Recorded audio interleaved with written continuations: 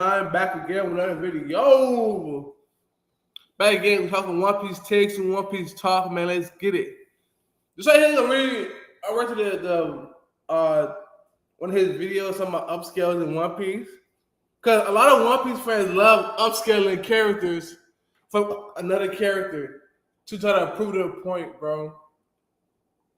They all try to do that so they can say why this person is more powerful than this person, you know what I mean? Upscale is a thing in One Piece. You go upscale, for instance. You could upscale Kuzan from fighting Akainu, from Akainu, because both of them fought and everything, right? So upscaling is a thing. It is valid, but some cases really not. Some cases really not, bro. Because a lot of people be having some bad upscaling takes. I'm gonna be real with you. I'm gonna be real with you, bro. I'm gonna get chat in here, man. Good chat. Some viewers in here, man.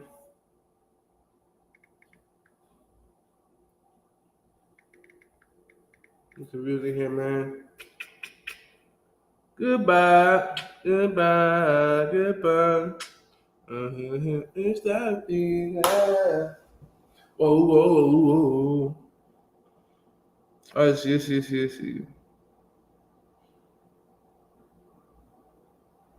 There you go. Hold on.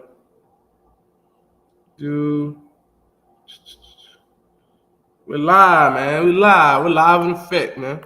Let's get it.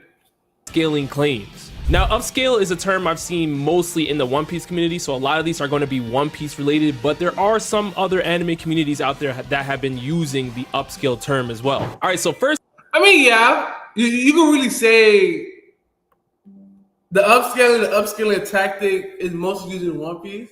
Even though, I've seen it in other anime communities. Outside of One Piece, I've seen it in Dragon Ball. Because you can upscale easily from Dragon Ball. Easily, bro. Outside of that, I don't see a lot of people upscale My Hero Academia characters like that. Or other than I really don't. Here we have a nice post here hyping up Shanks, one of the 4 Straw Hat Warriors, beat Loki 6 years ago, youngest Yonko after Luffy. Gorosei said he's beyond their control, split the skies with Whitebeard, stopped the war at Marineford, and Kaido's top 5. I mean, we could really keep going. You see the Green Bull, the Future Sight, all of this stuff. Shanks is the strongest. That's what they're saying. Looking at all these feats is very, very nice. But if we scroll up to the quote retweet, we already know what time it is, all right? The Mihawk fans wasted no time saying all I read was Mihawk upscale, because Mihawk is one of the biggest feat thieves I have ever seen in the history of anime. I mean, I'm telling you, bro. On this, bro, I've spoken about the Mihawk thing so many times, but bro, it's crazy how the most prominent upscale character that get upscale from another person is Mihawk. It's Mihawk, bro. People who believe that Mihawk is stronger than Shanks, they use any Shanks feat or show the powers of upscale Mihawk. Because, Shanks did all this and he's a swordsman, and Mihawk, he's the world's strongest swordsman. Meaning that this is all Mihawk upscale. Anything Zoro do, Mihawk can do. What? That logic always been bad with me. That always been bad with the Mihawk thing, bro. Always been bad. Anything that a swordsman gets in One Piece, Mihawk is gonna steal it. All right, that's just what it is right now. That's what the Mihawk community loves to champion. So I'm not shocked by this at all, but it's definitely 100% rage bait. No validity to this whatsoever until we see some Shanks level feats from Mihawk. All right now that we have is a Black Blade and a title, and we need more information. All right, so we have, turns out the Pirate King is a simp too. This is in regards to chapter 1156. This is wild. So we saw that Roger was infatuated with Shaki, who was obviously one of the pirate empresses of Amazon Lily, and now we have... That's your bag, sir? What gave it away? Oh, you the Gecko! I filed a claim for my car with the guy. Sanji that's just, I guess he's a Roger thief. I don't know what's going on. But because Roger became king of the pirates, even though he showed a Sanji level moment in that situation, now the Sanji fans are using this as a Sanji upscale. Sick work, diabolical, definitely rage bait. But I mean, hey, bro, I mean, it's not valid at all. It's because it's different. Roger is way different than Sanji. And think about, I said that before. He wasn't doing a Sanji level of sympathy for a woman, right? He was just amazed by her beauty and wanted her, right? But he wasn't doing the Sanji. What Sanji do is way worse than any, bro. Sanji had the most diabolical and worst sympathy for women gag in all of anime history, bro. I'm telling you. It's worse than Ghost gag from Black Clover. It's worse than, bro. Like, he's the worst, bro. It's worse than even Finral. It's worse than Finral, bro. Like, Sanji was way worse. Not Sanji upscale.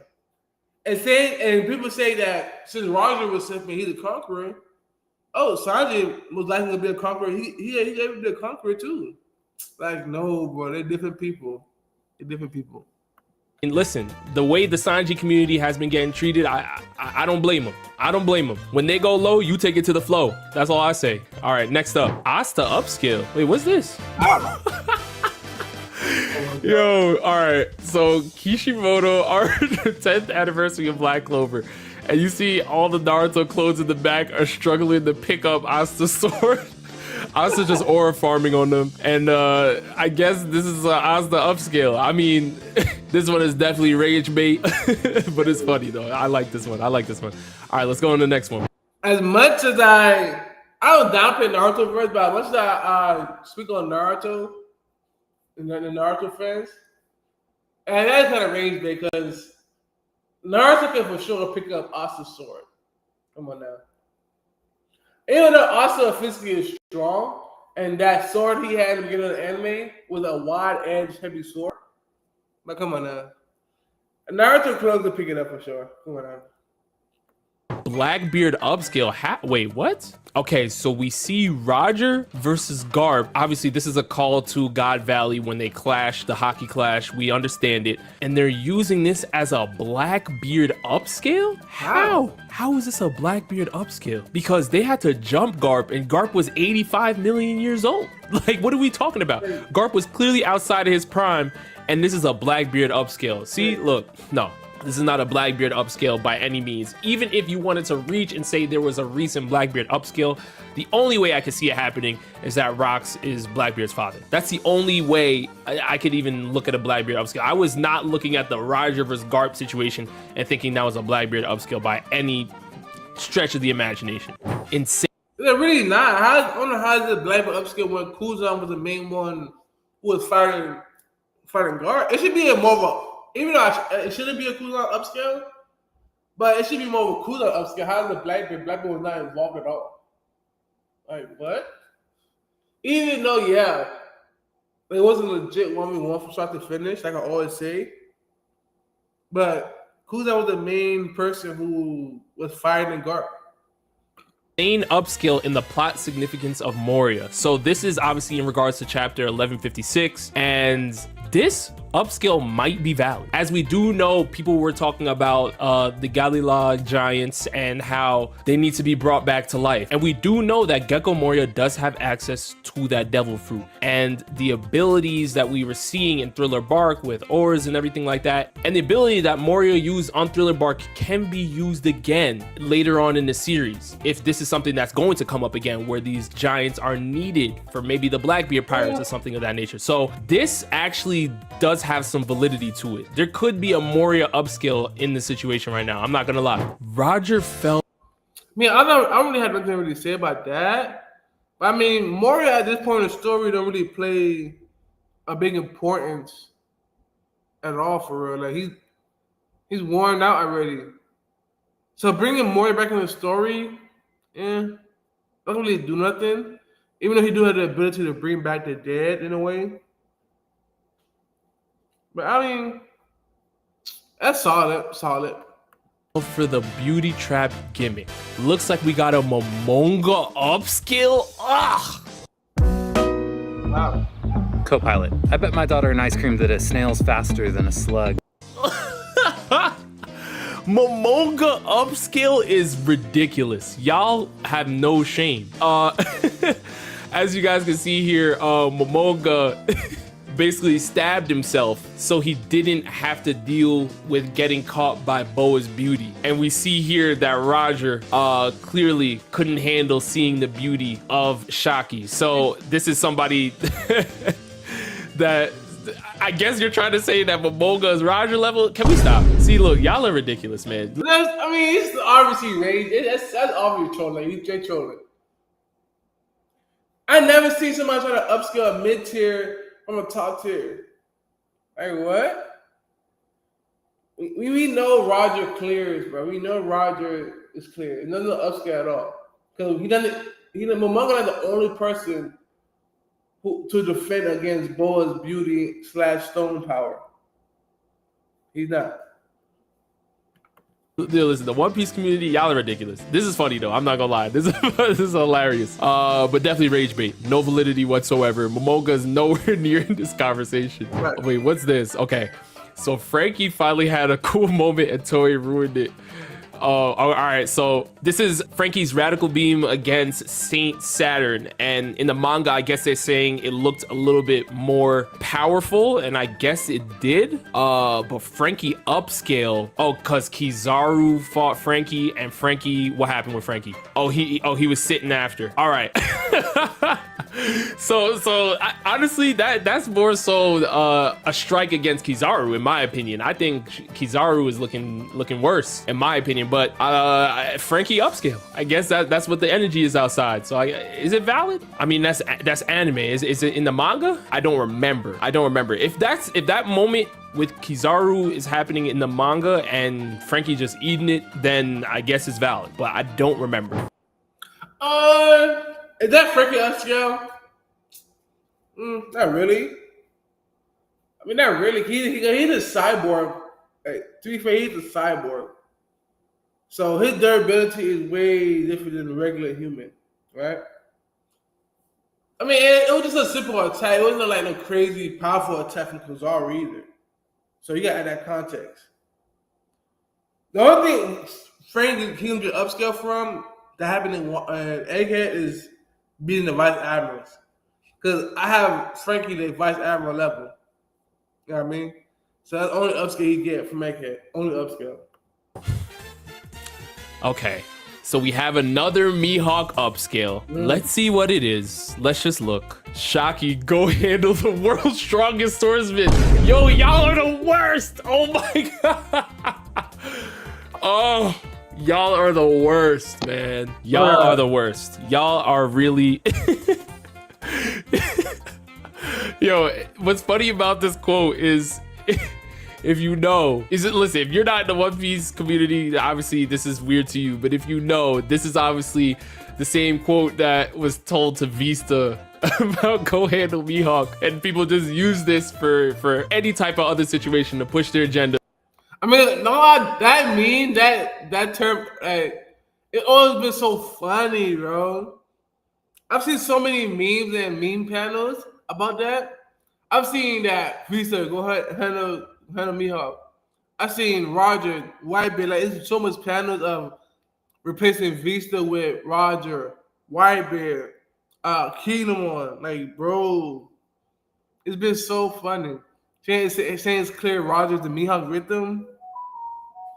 Crazy work. And we know Roger's way more powerful than Mihawk. We know that, bro. Come on now. And like those fans who say Mihawk is over Roger currently, I know he's not. It's simple as that.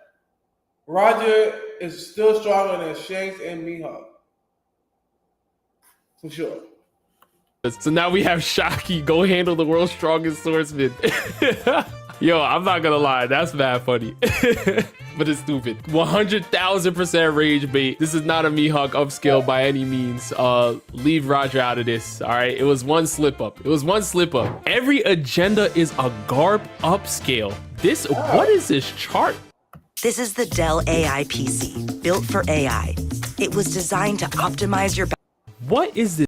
But that's a lot of agendas to upscale Garp, especially old Garp too. That's a lot of agendas, bro.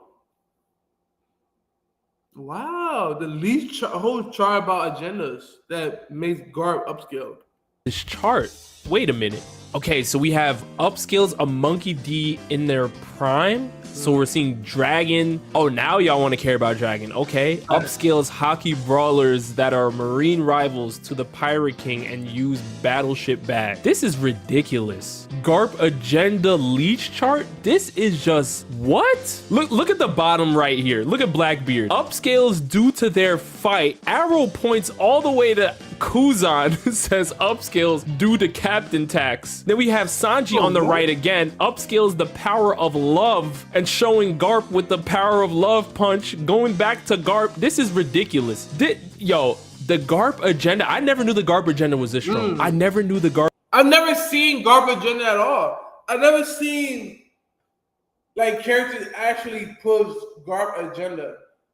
Like legit push Garp agenda.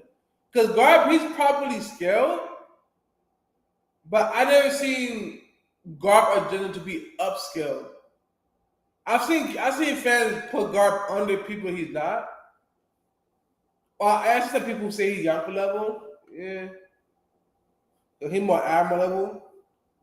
But I never legit seen Garp agenda to be upscaled. Upscale hockey brought that marine right to the Pirate King's battleships. Upscale each other due to rivalry. What the heck? Upscales Roger got bitched by him. Is what comparison maybe between two to seem more impressive? Upscales Garp freak the God Valley. The Rock Spiders dude. What?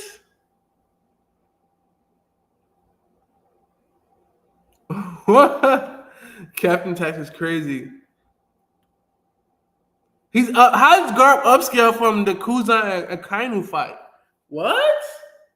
How? I mean, yeah, Kuzan fought Garp. That's true. That's crazy. Garp agenda was this strong. Everything is pointing to Garp. Hey, y'all, this chart, y'all got it. Y'all got it. I guess this all points to Garp. I'm just worried that the Shanks and Mihawk one all the way at the top. How does this even make sense? Because Shanks connects to Roger and Roger to Garp. Then you have Mihawk, rivals of the hockey god swordsmen that aren't in Kaido's top 5. And Kaido's top 5 has, okay. This is just ridiculous though. Obviously this is rage bait. But I get it. Listen, you know, Garp does need more respect, apparently, but definitely wild.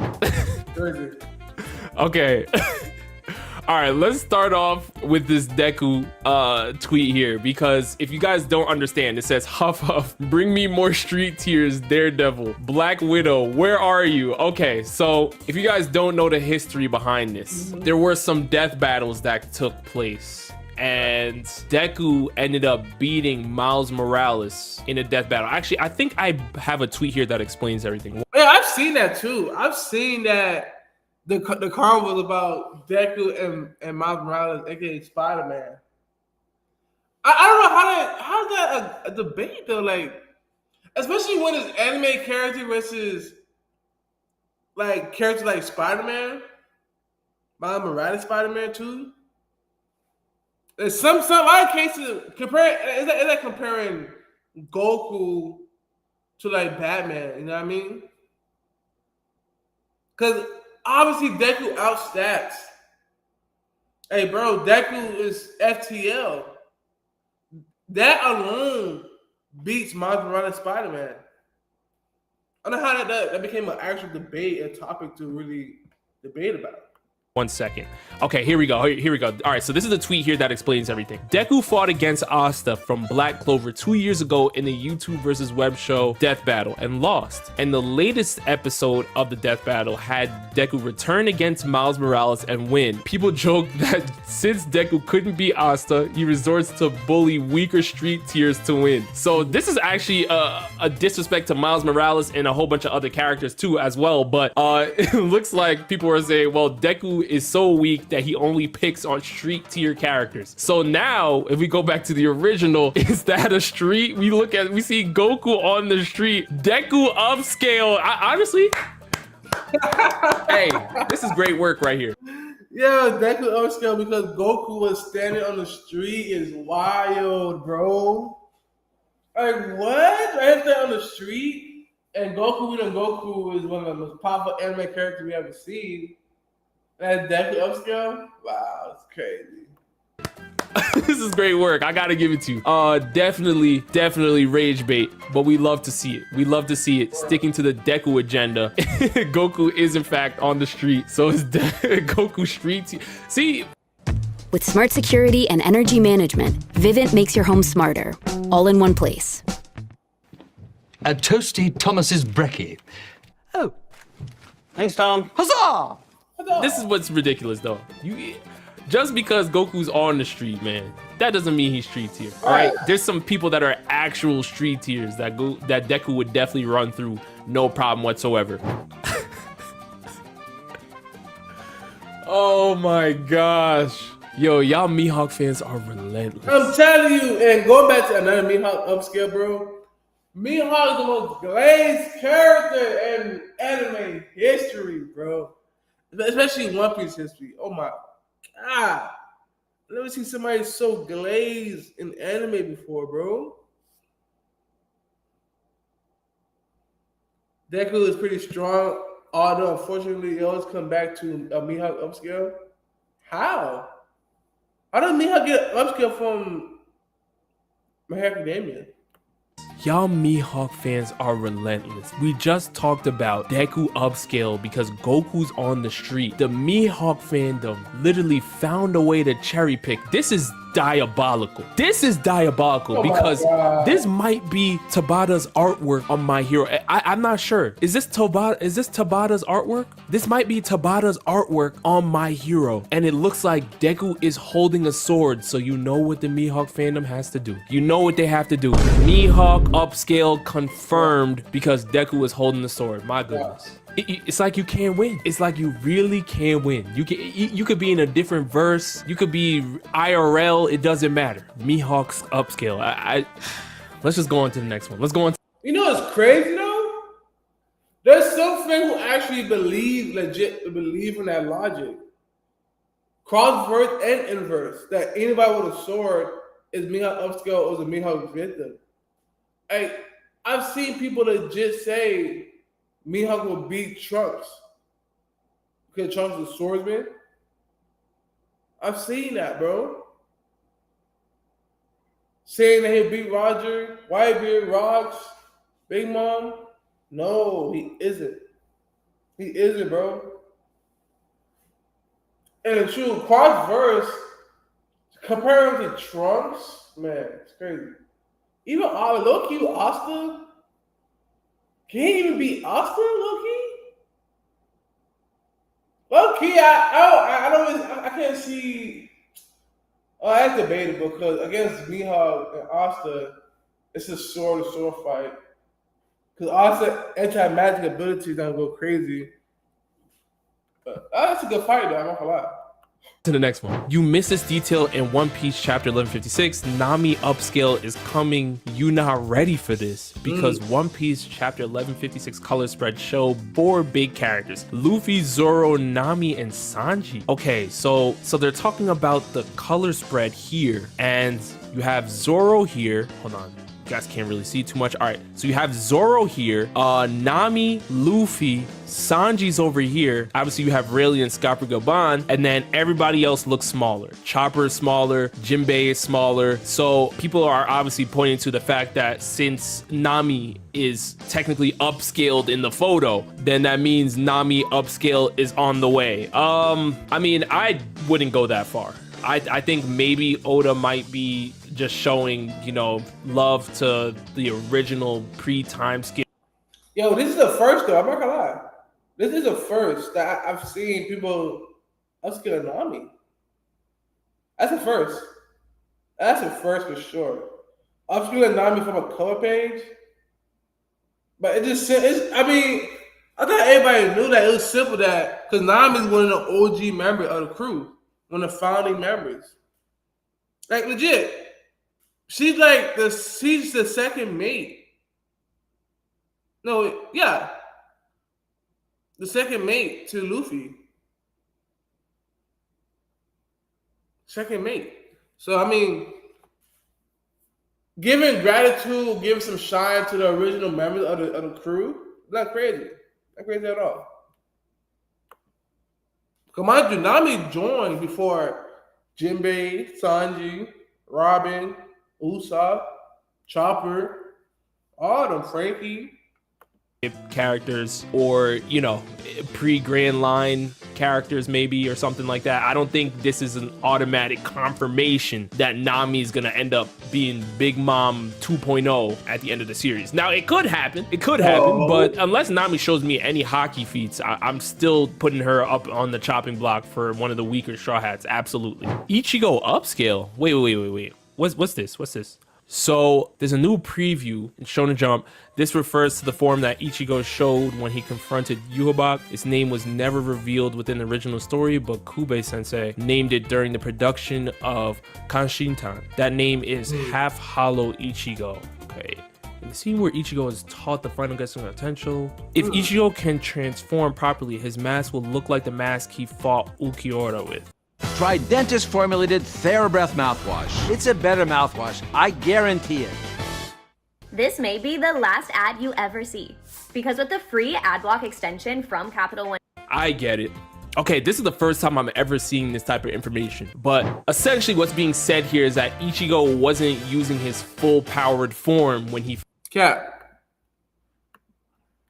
fought against Yhwach. Now, I have not read the manga, so I can't even go deeper into this. But I guess, you know, Bleach fans, confirm if this is legitimate, because if it's not, this is rage bait. But we love the photo here. Ichigo upscale, baby. We love it. Let's go on to the next one. Yo, I haven't watched now one episode of Bleach.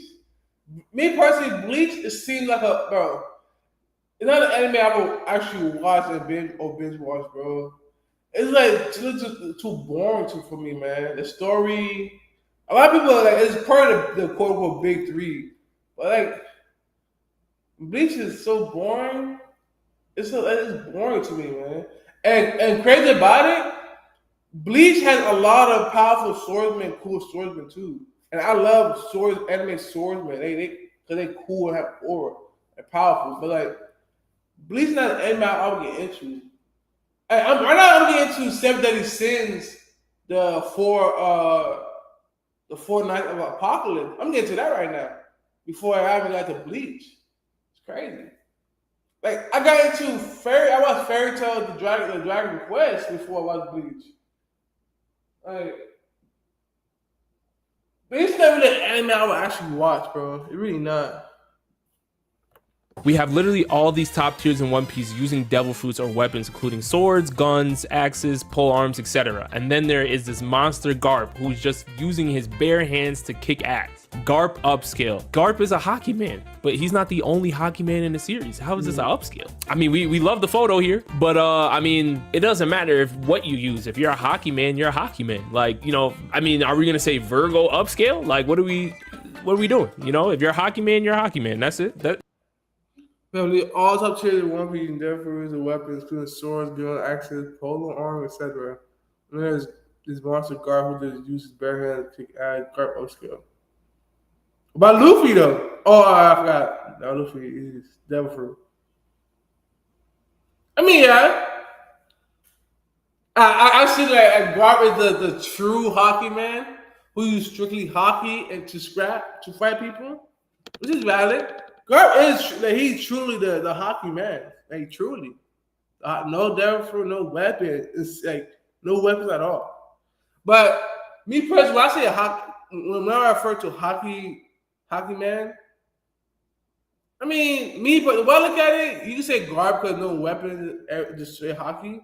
But I look at character who's strictly just non-devil fruit, basically. Non-devil fruit, and they actually use hockey. You know what I mean? Actually use it. And people like, Shanks, Mihawk, Gar, Zoro, Sanji, freaking Jinbei. You know what I mean? So basically non-devil fruit users who actually use hockey. That's how I look at the hockey man. But Gar upscale, I mean, he got upscale already because he's able to go toe-to-toe with Roger, meaning that he's able to go toe-to-toe with a powerhouse who has a top tier fruit and Whitebeard, rocks. You know what I mean? So obviously, yeah, he is valid though. He can't get upscale from using just his bare hands and hockey to fight. It's valid. Valid. The first one I've seen in this video. You know, that's all it really is. What is this now?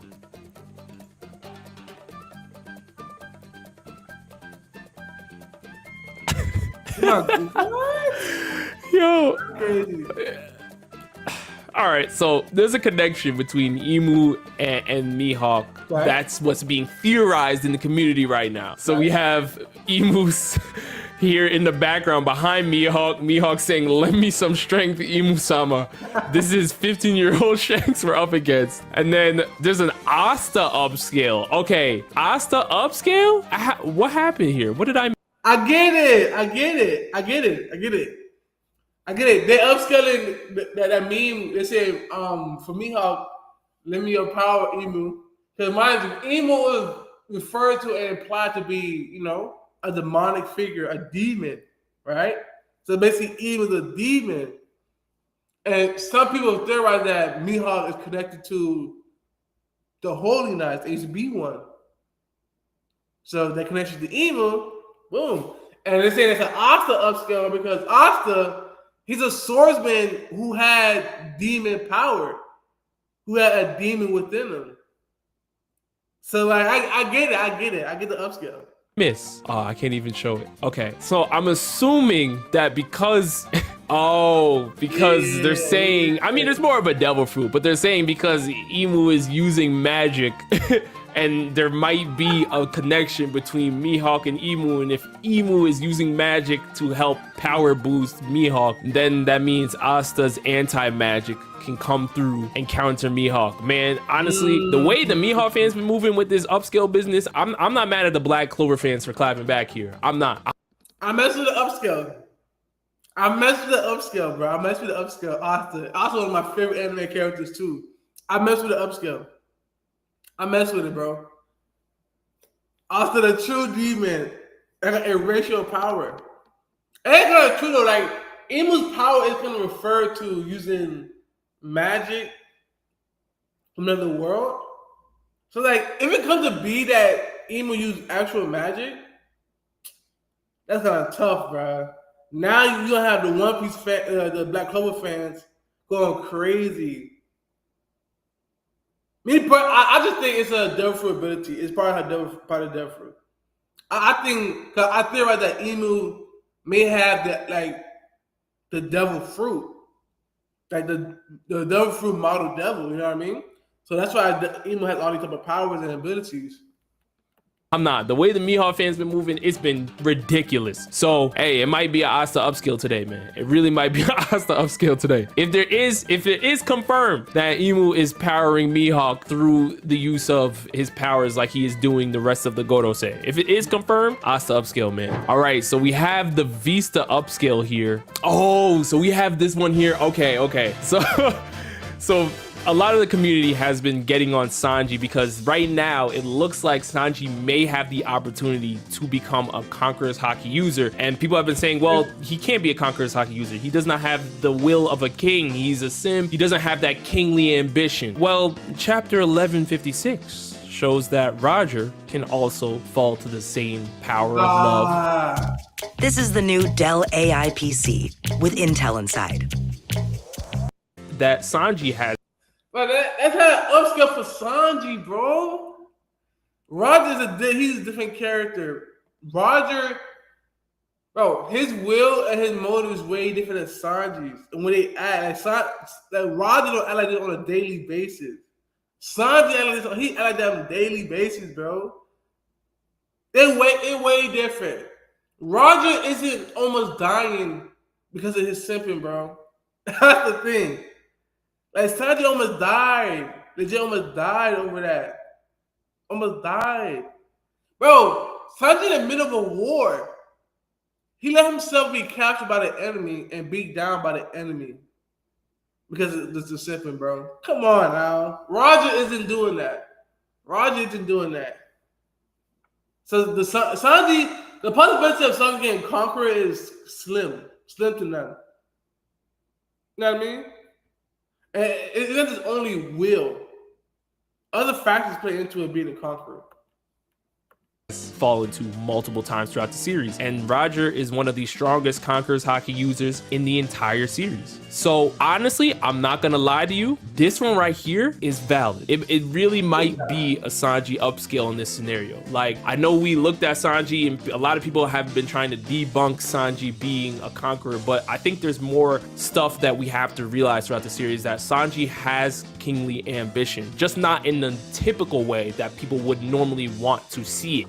And I think that, yeah, like if Roger was able to get it after losing to Shaki because he was so infatuated with her and her beauty, we can't rule out the fact that Sanji might be able to get it. This is a valid Sanji upscale in my opinion. All right, so we have this tweet here showing Roger using the sword, obviously, and then the Mihawk fandom comes through and says Mihawk.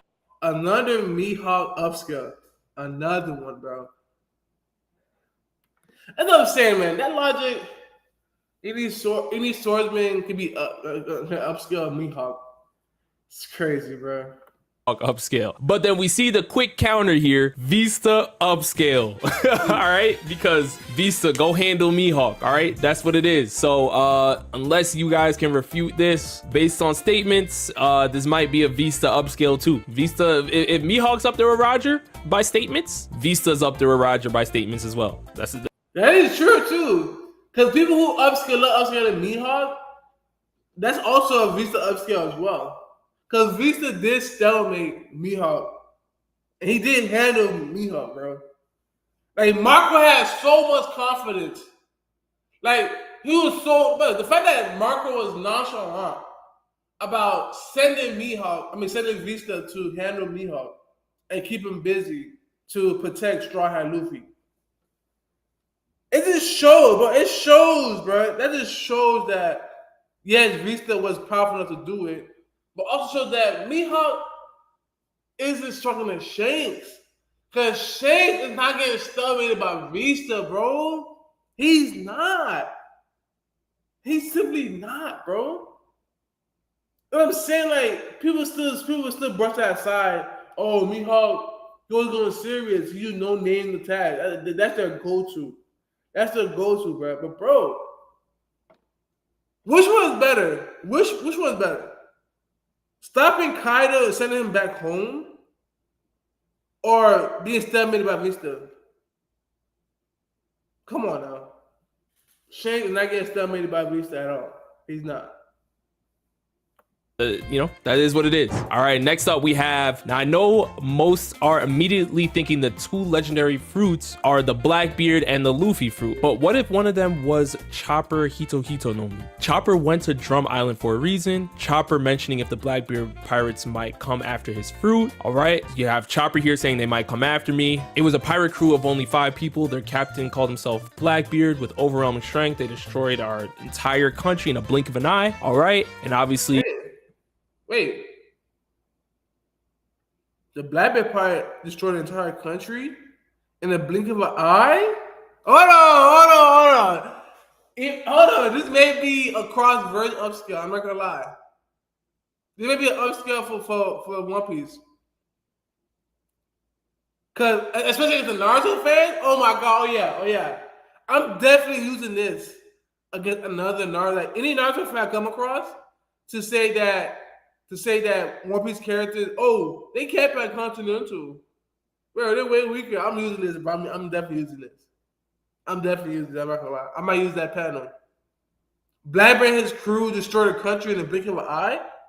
And even if that's fictional language, I'm saying a blink of an eye. Because we know he didn't destroy the country in 1 second. But using that fictional language of saying a blink of an eye, that implies and correlates to they destroyed the countries really fast. So I'm definitely using that against Naruto fans across verse, bro. I'm definitely using that. Now back to the actual topic, right? The 2 legendary fruits. Mind you, it's not automatically Blackbeard and Luffy's fruit because one of the fruits, Rock said that only Harold can bring out the full power of that fruit. So most likely it wasn't the Sun God Nika fruit. It may have been one of the fruit that Rock was talking about. May have been the dark fruit, probably. But I don't think it was Luffy's fruit either. I don't think it was Luffy's fruit. And then human fruit that Chopper has. Something about that fruit is the forest god fruit. Man, who knows? It's a speculation. But Chopper, he's not that strong of a character to be boosted as a forest god. Even though, forest, animal, Chopper's an animal. Originally an animal, ate the human fruit. But like, Chopper he's on that level to be a god. Luffy, yeah. Blackbeard, yeah. But not Chopper. Some people are pointing to that legendary fruit that Rox is talking about, and they're trying to find some way, something to connect it to Tony Chopper. Now, I'm not thinking about Tony Chopper at all. Maybe it's Gecko Moria's fruit, or maybe it's another person's fruit. It could be, obviously. Now there is the case that if Chopper has an awakening, then maybe there's something more to it. But yeah, Chopper upscale. If this is true, if we find out that Rox was looking for Chopper's fruit, I don't understand really why. I mean, I know maybe Blackbeard wanted to do it, but if that's what Rox was really looking for, maybe the awakening has to be crazy, because the way Chopper's been demonstrating it to us so far, it has not been that wild. We do know that obviously Luffy also has a Hito no Mi, so maybe there's another awakening type thing that Chopper hasn't shown us yet. But as of right now, I mean, the fruit is very basic unless it's in the hands of a better user, and that's no disrespect to Chopper, but Chopper upscale, if we do find out that Rox was looking for Chopper's fruit, it's an upscale. It absolutely is an upscale. It's just, this is a little too early. It's a little too early to give Chopper this level of hype. It's a little too early. That's true. I mean, if it came to be true that Rox was looking for his fruit, that's for sure Chopper upscale. But at the same time, Chopper is on like his power level doesn't match the upscale though. That's the thing. It doesn't match or connect to the upscale at all. Does it? The Chopper. What was scale Chopper to? I was Loki scale Chopper to Loki. Probably Vice Admiral level as well. Like a lot of Straw Hats are like Vice Admiral level, bro. I scaled to a lot of Vice Admiral level. No higher than that. Like Chopper, he's a guy that I scaled to Vice Admiral level. I'm real with you. Low-key. Vice Admiral to Rear Admiral range. Hey, low-key. All right, so we have another Goku touched a street Deku upscale. This is probably not gonna end. As long as Goku is on a street and Deku is picking on bullies on the street, I guess Deku can box with Goku. Definitely rage bait though. Definitely rage bait. Let's move on. All right, if the clash between Roger and Garp looked anything like this, I'm taking that ish to the moon. Kuzan upscale fills me with joy. This is so bad, man. Y'all are using Garp literally in a rocking chair and trying to compare that to Prime Garp. I don't see the correlation. I don't see how you could even think about doing this. honestly, Admiral fans, I think y'all shouldn't even be allowed back in to say anything after what's going on with the Rock stuff that we're seeing right now. I mean, you can love Kuzan, but I mean, let's get real for a second here. Kuzan upscale? Kuzan lost to Akainu, who realistically probably would have lost to Garp in the Marineford War if I'm being honest. I'm being real too, because to this day, I still have old Garp beating Akainu, bro. I'm being real with you. And I scale, like, low key, bro. A lot of people love you saying, oh, the narrative, oh, the feats. Like, old Garp with his hockey alone. Like, saying Akainu is over old Garp, that's valid, not crazy to say. But, oh, Kuzan, though? I look, have Ogre would have beaten Kuzan if it was a legit 1v1. No interference, nobody there. Like, legit. He got stabbed because he had to save Kobe. He was exerting energy against the other Blackbeard commanders before the Kuzan fight. And trying to upscale Kuzan from Olgarp, bro, Olgarp was weaker, way weaker than Prime Garp. The Garp that beat Rocks, the guard that clashed with Roger many times. Way different power levels. On the hockey feats that he was showing, and let's also be serious about this. I know y'all love saying Kuzan was holding back, but Garp also had feelings about Kuzan as well and wanted to hold back because that's his former apprentice. So either we say both of them are holding back or they were both going all out. But you can't say one was holding back and the other wasn't. Yes, Garp was trying to save Kobe. That does not mean that Garp didn't care about Kuzan being his apprentice. It doesn't. We saw the affection on his face. We saw the emotion on his face. Yes, he did say something to Kuzan about, hey, you better not hold back because you know what time it is. But that doesn't mean Garp wasn't holding back. And as a matter of fact, they had to jump Garp. And was it not Kuzan in chapter 1126, I believe, that said, hey, you know what?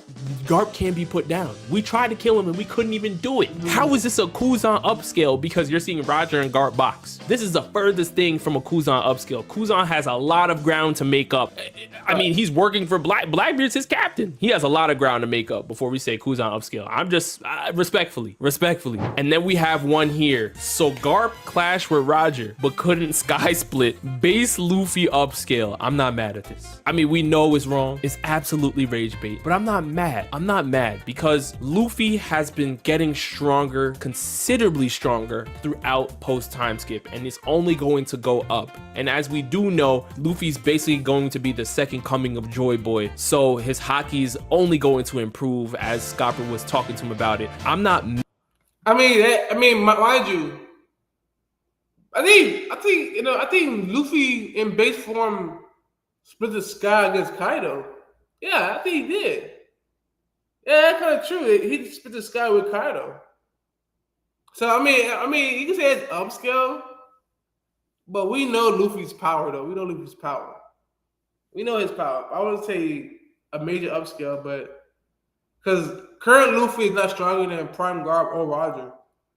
So you can somewhat upscale him, but we know the power levels. Mad at this. It's wrong though. Luffy shouldn't be in the level of Prime Garp and Roger as of yet, but I think he's going to get there very, very soon. And he's basically flirting with that level of hockey right now. He's flirting with it.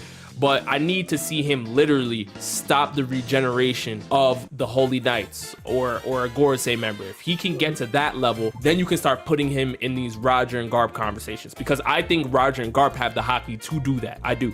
Now you guys let me know down in the comment section below if you agree with any of these upscales. That's true. He's not on that level yet. Not yet.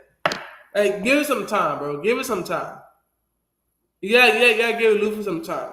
Because right now, Luffy is Yonko level right now, yeah. But even though he's Yonko level, he haven't surpassed the old Garb. Not old Garb, but he haven't surpassed Garb, Roger, Whitebeard. Like, he's not completely on that level yet. Even though, yeah, he can go toe-to-toe with them currently, but he's not completely on their level yet. Let's see. Oh, that's just Twitch stream. That's awesome. What's your favorite game? Probably Blocks Fruit. Let's see. So I'm streaming on Twitch right now too. What's your favorite game? Favorite game, I'd probably say Block Fruit on Roblox. Probably Block Fruit. Let's see. Yeah, man. I mean, those upscale takes kind of crazy. Most of them was not valid at all. Most of them was not valid, bro. Say hello to your cheesiest craving yet. Oh, snapped! That's right, Cheez-It made it chip. Oh, snap! Yes, Flame Emperor Sabo versus Fleet Admiral Sakazuki is not just my most anticipated fight in the series, but one that will go down as one of the most iconic in anime history. A familial rematch with arguably the most hatred, distaste, bad blood, and heat in any fight we've seen to date. And not just because these guys are portable furnaces. So let me break down this fight and how I see this fiery scrap going down.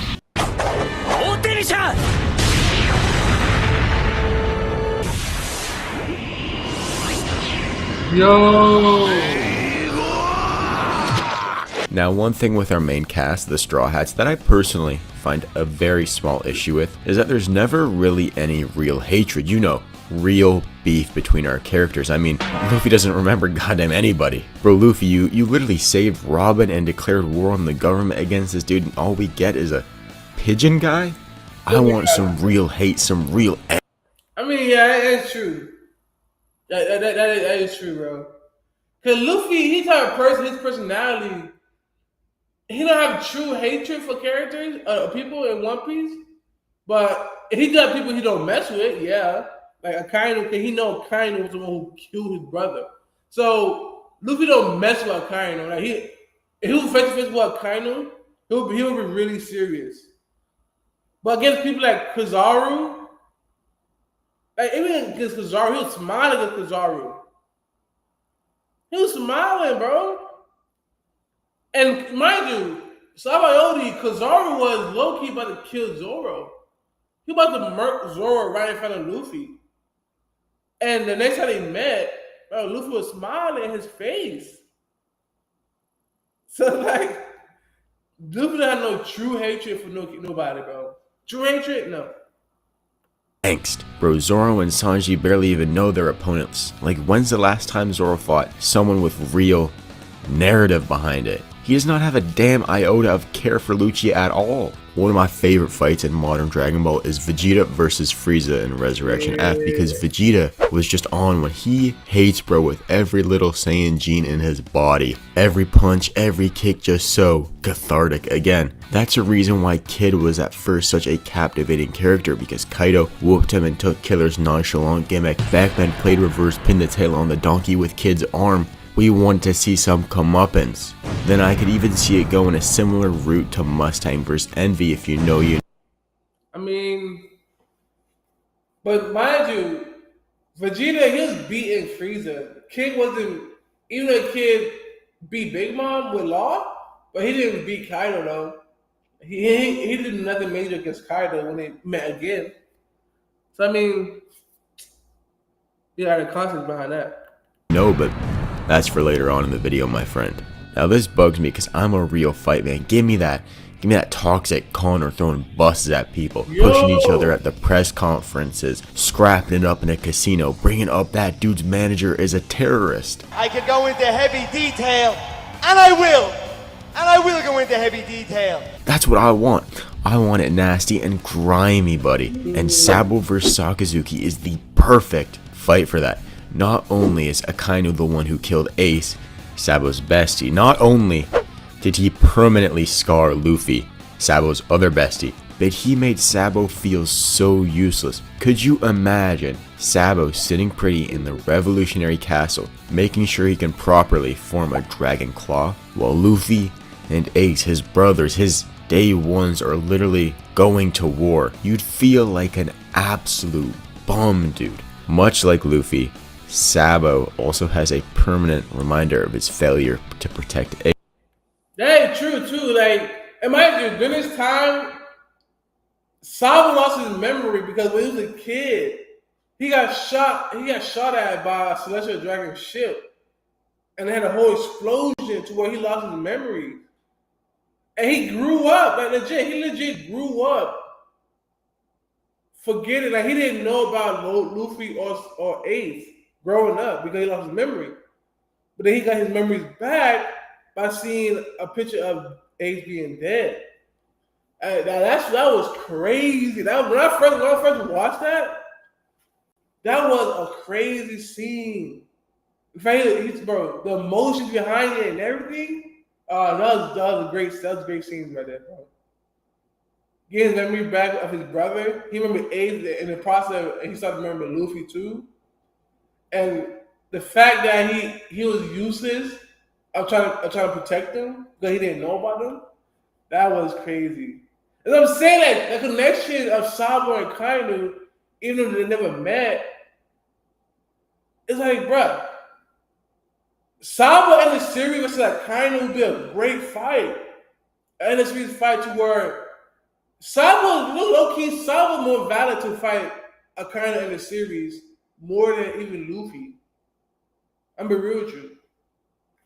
That would be a great anticipated fight because it'll be greatly written too. Part of the story aspect, there'll be a good story plot to where Sabo fights Akainu, and Sabo be the one to get his payback, his get back for killing Ace. And then what is in the process, Sabo, we get to see an awakened Logia on panel in the anime. You know what I mean? Imagine we see that. Sabo finally awakening his Logia against Akainu to overcome Akainu's power. Bro, that'll go crazy, bro. You know what I'm saying? Like, in a series fights, Sabo versus Akainu is not crazy at all. It's not crazy at all. Ace, not a scar, not a hindrance, but a power. Sabo's power of the Maramara no Mi is a permanent reminder of his failure, and what better way to cleanse yourself of that sin than getting true, honest to goodness, earnest revenge. And if you thought that wasn't enough, not only did he kill his big bro Ace, he smacked up Kuma. He was trying to put that pure-hearted tyrant down like a dog at Marie Joie. This thug was really trying to kill good father Kuma. Now, from Akainu's perspective, Sakazuki is just an earnest hater of little brats. He despises Dragon. He won't even call Luffy by his name. He just calls him Dragon's son. Do you even have a clue how much paperwork Sabo has likely caused Akainu to have to write out at his desk? Trust me, this guy is gonna be heated. But I hear you. I understand that a lot of y'all would rather have Luffy defeat Sakazuki than Sabo because that's the safer option, you know. People like the safe option. Why risk it for the biscuit when you can sit pretty on the couch with your saltine crackers, buddy? But trust me, this is just better. We all know about the inversion in One Piece post-time skip, how events from the pre-time skip era are being used in the post-time skip, but now inverted. And what's a better inversion than Sabo successfully saving Luffy? That is just beautiful, buddy. Now when we see this fight start to break out in the final saga, we know things are about to get real serious. A revolutionary versus the fleet admiral. We know that things are about to get grimy and dirty. This fight has got bad blood, but it also has honest to earnest goodness stakes. And the reason that I think that is because we honestly don't know who would win. Obviously, so far I'm building this fight like it's currently, Akainu would beat Sabo currently, but in the series version of main characters like Sabo, Luffy, they gotta be and going to be way stronger than they are currently. Because Sabo's current power level is not beating Akainu, obviously, but in the series, Sabo versus Akainu. I mean, it's not crazy to say that about in the series, Sabo will be way more powerful. Because low key, Sabo's like projected to be like Admiral level by in the series. Admiral level for sure. Right now, he's like YC1 level. So it's not crazy that he's gonna be on that level of admirals by in the series. Written in stone to be a Sabo Dubsky, but this can easily go to Akainu if Oda wants to build Luffy versus Sakazuki instead. I mean, that would just create so much more drama for a Luffy versus Sakazuki show-off. Anyway, so that makes Sabo versus Akainu one of the only matchups in the endgame out of all the final bouts that we don't know the outcome for. That is just an insane amount of tension. Like, tell me, aside from being immensely hyped, do you think Mihawk is gonna beat Zoro? Insurmountable hype aside, is Luffy gonna lose to Teach? But tell me, is Sabo gonna beat Akainu? Well, I can't guarantee that. Then if you do want to frame it as an Akainu win, you can even build the entirety of the final war around it. And if you do that, that gets all of the big players in one place. Finally, a good reason to have the Straw Hat, Grand Fleet, the Revolutionaries, the world government. I'm telling you, bro, the final war of One Piece is gonna go so crazy. It's gonna surpass Naruto's final war. It's gonna surpass freaking the Attack on Titan final war. Like, One Piece final war is gonna surpass any anime war. I'm telling you, bro. It's gonna do so much numbers and viewership on it. Bro, I'm telling you, bro. I can't wait until the final war. The final war, we're gonna, like, most likely we're gonna see everybody, every alliance. The Straw Hat Fleet. We may see even Katakuri pulling up for Luffy. Like, we may see Law and Kid come back. Like, oh my, it will go so crazy. So we're gonna see all type of powers and abilities, and we can just truly see how powerful these characters are, bro. Oh man, I can't wait, bro. And that's like years, like, into the future, like, for the final war. It's like years into the future. So like we're not close to the final. Like, real life war, we're not close to the final war. But bro, man, oh man, when the time comes for the final war, it's gonna go so crazy. In the Navy, and you could even bring in Teach too, because he's always looking to pick up the scraps at the end of the war. Get his little XP and something like that. Oda, you are missing out if you don't make it. And there's not only the fiery, flashy on the surface level, there's just a heap of narrative depth, clashing of ideals, if you will. The Flame Emperor who goes around liberating countries from tyranny against Akainu's reign, a war between justice and freedom. Oda loves putting more than just punches and kicks in his fight. For example, Luffy crushing people's dreams. Luffy doesn't just simply kill them, because there indeed lies a fate worse than death in being truly broken. We've seen that in Gecko Moria. He got utterly broken by Kaido, so much so he became a NEET sitting in the shadow room playing with dead people. Plus, he lost his grind. He became an out of shape blob. Now let me ask you, who would you have more respect for? A Moria who died in battle giving Kaido the toughest fight of his younger years, or the one we see in our story? Exactly. So Sabo, I mean, mind you, Moria was a plot device. He was a big factor pre-time skip back in Through the Bark. Back Moria, he was a main villain in Through the Bark. So if he would have died against Kaido in the past, it would have been no Ryuma versus Zoro in a way. It would never been that. Like, mind you, because of Moria, we had got the quote-unquote Ryuma versus Zoro fight. Even though that wasn't a real Ryuma, it was his corpse. But that Ryuma corpse fought Zoro in a sword fight. Zoro won and that's when he got Shisui. So without Moria, we would not have gotten that. Without Moria, we would have never gotten to see Captain John or Silver Axe, as we know now. So that would have been great story-wise, but the original story that we got with Moria becoming old and out of shape and got nerfed, I don't mind it. versus Akainu is gonna have deeper meaning, more than just revenge, but a true clash of ideals. The people's head of the revolutionary versus the figurehead of the Marines. For all intents and purposes, to the layman of the One Piece world, this is the biggest fight possible. Because I'll be honest, in the One Piece world, your average man does not give a damn about the Gorosair dragon. This is just a true war in one battle. This is the revolutionaries versus the Navy. And both these guys are in the Oda hype panel. That's some crazy glaze, my friend. I don't see any other number 2 here. Zoro ain't here. Beckman ain't here. But Sabo is. Now, I think I'm gonna sound like such an Oda angel when I say this, but I really like Sabo. Now, I think he might be one of the most downplayed in his introduction. Sabo would less than no diff a vice admiral in the coldest way possible. First, he destroys his sword, leaving the masked man weaponless, aura gone, balls gone, you got no nuts, this man is testyless. Then he hits him with the coldest line possible. A mere human skull will be as easy to crush as an egg. Whoa, what I was... Aura! I was saying, like, bro, Sabo is downplayed. He is downplayed. He's downplayed a lot. Mainly because of the whole Emu situation. But, bro, like, he's really, like, you haven't really seen Sabo's true power, bro. Like, he's legit. Like, especially we had Naruto too, like, he's watching, he's on the level of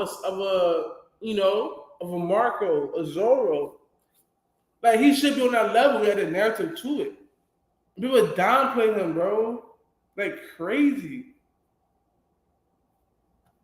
Reading this like 5 years ago, I literally ran around the house, hit the bag a few times. This line was so nasty. This gave me so much hype. It gives you that feeling of jumping in the pool after the hot tub. Chills. But that's not it from his run of badassery. After dodging an Admiral's barrage of meteor, he said that he forgot he didn't need to dodge. Sabo was out here dodging meteors for goosing gas. Yo, and I'm saying, but I keep positive, bro. Look, that's a meteor, bro, from an Admiral. And mind you, see what I'm saying? I keep dodging when I don't need to. Cause mind you, that meteor, even though that meteor is a powerful attack, that meteor don't have hockey coded onto it. It don't, bro. So no hockey coded onto that meteor, meaning that Sabo can tank or just easily evade the meteor. So like that aspect of being alone, the one of the pros of being alone here, that's really useful. Then we get an interesting interaction when him and Fujitora start clashing. First, Fuji says, "Isn't your aim to stop the Marines?" And Sabo says, "How long are you going to play dumb?" Which to me not only confirms that Sabo was there to stop Doflamingo's illegal smuggling game, but you could also read that he's stalling Fuji here because he trusts Koala with her job. Either way, this is no performance to feel sorry about. Then the only reason the battle ends is because Fuji ended it, not Sabo. Granted, Fuji did this because he viewed Sabo as just in his mission, but hey, Sabo's looking a lot cleaner than when he was scrapping with Fuji. Clearly he wasn't outmatched. If you didn't already think this introduction was crazy enough after slamming out a Vice Admiral then clashing with an honest-to-goodness Admiral, he one-shots a Yonko commander, well, in the loosest of definitions of Yonko commander, but still, he one-shot Burgess. Now, I know I've done a lot of glazing at Sabo, but here's the crazy spit. He and Rox Dizabek are the only ones who stepped up to Emu. I'm hyperbolizing it, but still, surviving an Emu attack is kind of crazy. I mean, surely Emu was trying to kill him, but the fact that Cobra tanked it too, buddy, it might be time to fraud-vestigate Emu, I'm not gonna lie. They got playing the Fuji thing too. It's like, yeah, Fuji wasn't taking it seriously in a way, but he was legit fighting Sabo, and Sabo didn't lose at all. So you can't really downplay that. And against Evil, bro, Cobra didn't tank it. And people keep mixing tanking abilities and durability with endurance. He took the attack and endured the damage and pain. He didn't tank it. Sabo, he endured the damage and the attack from Emu. Emu was trying to kill Sabo. Emu himself. Not the Google Emu we saw in Airbag. The actual Emu in person hit and landed Sabo a direct attack, bro. I don't know how they downplaying that. It's Emu, and he was in front of Emu and the 5 elders, the top tiers, 6 top tiers in one room. No, a person at Sabo level who no young commander is doing that. No young commander is legit staying in that room to face off against the elders. Like none of them is doing that. And him running away doesn't make him weaker. It's just downplay his overall power. That logic always been bad. Like we've seen Luffy be time scared try to run away from Kizaru. Him and his crew try to run away from Kizaru. Hey, bro, in Whole Cake, you talk about post time skip. Whole Cake, Luffy and his crew had to get away from Whole Cake Island, from Big Mom. They had to get away from there. And it isn't deplete Sabo, Luffy, the Sanji's overall power. Come on now. Lie. Also, can we just go back like 2 clips? My dinky editing side take in. This is really how the Chinese and the Middle Eastern anime fans are served this in their country. Quite frankly, this looks billions of times worse. But further, imagine Luffy versus Crocodile Luffy. I mean, I don't think it's the right fluid, but if it works, I guess. Okay, I've gone on for long enough about the nerd stuff, the build up, the narrative, and all that. So put those beakers and test tubes away. It's time to get into the sweet science of boxing. First of all, Sabo, we know he's got the Mara no Mi, and he's a bit of a wild card. Here's the thing about Sabo. He's the type of fighter who tries to be clean and clinical, you know. He's here making sure his dragon claws are making the perfect shape, you know, double checking that the fire fist he's about to unleash won't disrespect Ace's legacy. Though when things get down and dirty, I know Buddy is a true dog. Like Ace and Luffy, when they can't get it done honestly, they gotta bite down on the mouthpiece and out-grit their opponent. Like we see in Luffy vs. Lucci. Was Luffy the better fighter? Hell, was he even the stronger fighter? No, but there's one thing that you can't account for no matter how many Rukushiki power levels you pull out of your arse. Sometimes you just gotta put your nuts on the table and act like nothing's happening. Buddy, even in Luffy vs. Crocodile, perhaps the premier example of having to outdog your opponent, Luffy was nowhere near as strong as Crocodile, but he found his gimmick and just bit down on the mouthpiece till his gum started bleeding, and then used that to beat up Crocodile Dundee. Again, in Luffy vs. Katakuri, was Luffy the better fighter? You know what I'm saying? Like, bro, the way he's going, Luffy always overcame stronger opponents. Legit. Bro, Lucci, Crocodile, Katakuri. You know what I mean? Kaido. He's always overcoming powerful opponents who's stronger than him during that time. Even like Cracker, you take Cracker. Cracker's a good one. Like, bruh. So Sabo doing the same thing isn't crazy. Like, build up at Sabo for their reason, running away from Emu. Cobra doing the same thing.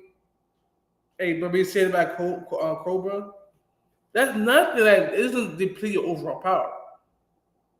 But mind you, against Katakuri, Luffy ran multiple times. He ran away multiple times. He ran away from Dolphy to recover his hockey. That's one person. And that's Dolphy as one person. That was just even though that just was a Luffy, not current Luffy, but still. Dredd was a Luffy. He ran away from Dolphy. Sabo ran away from Emu, the actual Emu, and the 5 elders, bro. And we see what the 5 elders can do. They're top tiers over the admirals. So it's like, bruh, and Emu is like over the elders, who's over the admirals, and Emu is like younger level or younger level plus. So it's like, bruh, running away isn't making Sabo a weaker character, bro. It isn't. No.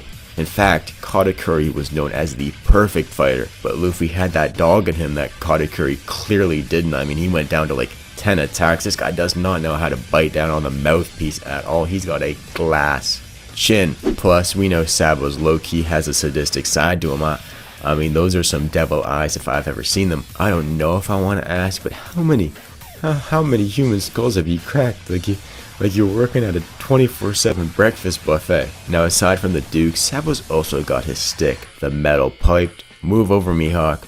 We got the world's strongest plumber right here. That's some reinforced pipe there too, clashing with the gravity man himself. Fair play. That's gotta be Wapple metal right there, buddy. Then we got a Akainu. Now, since he's become a desk jockey, I'm not sure if he's gotten a little rusty or something, but how are we missing on lobotomized Kuma? That's true. And another thing on Sabo, that's crazy when you think about it. He technically used a long pipe, to fight. And he encoded in hockey and flames. It's basically work. It basically functions as a staff. Sabo basically is a staff. His style of fighting is basically a staff with the flame power now.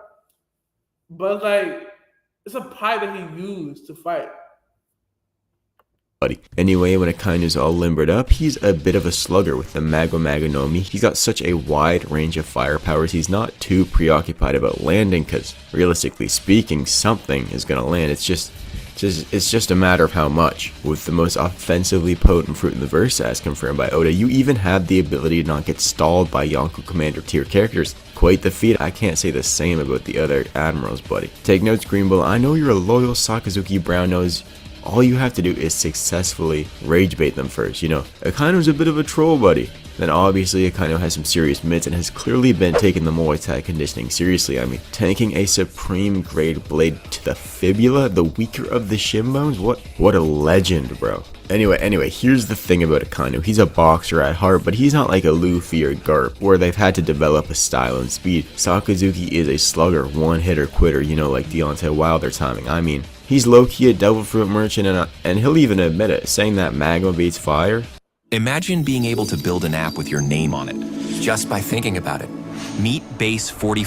Before we get into this part, you better subscribe, buddy. I'm close to 1,000 big ones, and I'm fiending that like Nami fiends money. So help a brother out. Now this panel in particular is what intrigues me so much with the Akainu vs Sabo matchup, and it's at first what might seem to be a throwaway line, but I think it's so much more than that. When has Oda ever done throwaway lines? Think about it. Akainu is out here blowing his own horn, glazing his own Maganomi. So how do we deglaze it? Usually you would use wine and fire, but I think we'll use dramatic irony and fire with this one. Sabu's fruit in particular, being the end to Akainu's Fleet Admiral run, is peak writing, and if you don't believe me that fire can actually beat magma, how about we pull out those beakers, test tubes, and goggles out again? Come on now. He wants to apply some real life stuff to real life logic to anime, bro. That's the thing. A lot of people love using real life logic in anime, especially in One Piece.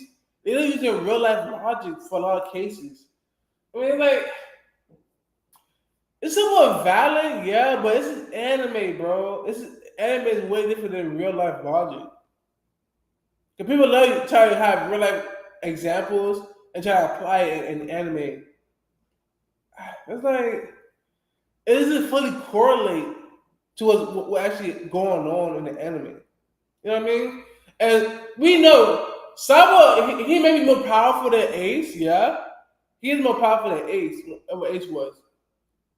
And obviously Ace was a powerful flame user, but Sabo being alive more and having more time to train, because it was stated that Sabo was actively training and getting stronger per Oda. He's gonna become a way more powerful flame user than Ace ever was, right? And we see what Ace can do with that. And can at some point Sabo flames overcome or overpower a kind of magma? I don't see it because it's magma, bro. It's not like flame against flame, actual flame. Like, it's not like it's Ace flames or Sabo flames going against Sanji's flames or Marco flames. Because if we go against Marco flames, can Sabo eventually have the power to overpower Marco level flames? Yeah. But not a kind of magma, though. I don't know. I think Sabo will have to awaken the flame fruit to overcome the magma. I'm real with you. If it was awakened power of the flame fruit, I can see it overpowering or overcoming a kind of magma. But think about it, Sabo currently can clash against the magma, just like Ace did. He can clash against it, but not overpower it. That's the thing, though. That's the big difference. Again, we can figure out that is only true in the most general sense. Yes, if we are talking about averages, fire is in fact less hot than magma, but the truest, fiery, fiercest fires are hotter than magma. So scientifically speaking, if Sabo is really about that high Celsius lifestyle, then the devil fruit is not a deal breaker in this bout. Now, how do I see this fight breaking out? I think Akainu is about to blow a fuse. Think about it. This guy thought the Fleet Admiral position would just give him more ability to... I mean, that logic he used, the real life logic, doesn't really apply. You know, it was crazy. Oven, he had that heat fruit, that heat fruit. and he's able to burn the ocean. He's able to boil the ocean. Mind you, he's a devil user. And we see him put his hands in the seawater and burn the ocean. Does that mean his heat power can overcome and overpower Akainu's magma? Is it hotter? No. It still isn't hotter than Akainu's magma. It still isn't, bro. To enact his justice, but now he's stuck with more paperwork than a corrupt cop. Ode has clearly been building an arc where this dude just gets fed up and explode, and who better to blow up at than Sabo, the man who has stressed him out more than anybody. Dude, I can't remember the last time Akainu was playing with his fro a little bit. The next time we see Buddy, I wouldn't be surprised if we got a bad case of male pattern baldness from all the cortisol he's been building up. So let's simulate it. At some point he'll snap and chase down Sabo, disregarding the government's wishes. Then we'll get a quick exchange where both dude drop their epithets: Flame Emperor Sabo, Fleet Admiral Akainu. Akainu says something about Ace's death, type of, "I've had enough of you three brats. I've taken out one before with your power. What makes you think you'll be any different?" Sabo responds by downplaying Akainu's confirmed kill, saying, "This won't work on me." And the two clash. Akainu is at first surprised that the fire is actually competing with the magma, and Sabo brings up that we had to get stronger for his brothers and to avenge Ace. Sabo attacks with Burning Dragon Claw Fist, Fire Flame, Dragon King. Man, what a mouthful. Sabo attacks with a Burning Dragon Claw Fist, Sabo attacks with a Burning Dragon Claw Fist, Fire Flame, Dragon. Oh my god, I'm not finished. Then Akainu counters with Mego. We cut to a wide shot of the island and see it is utterly overrun by heat and fire. Then you look in the corner and see that it says, I'll go so crazy. I'll go crazy, bro. For sure, go crazy. chapter, I don't know, 1350 end. And then you remember it's break week next week and you just... But hey, unlike One Piece, you don't gotta wait any longer for this conclusion.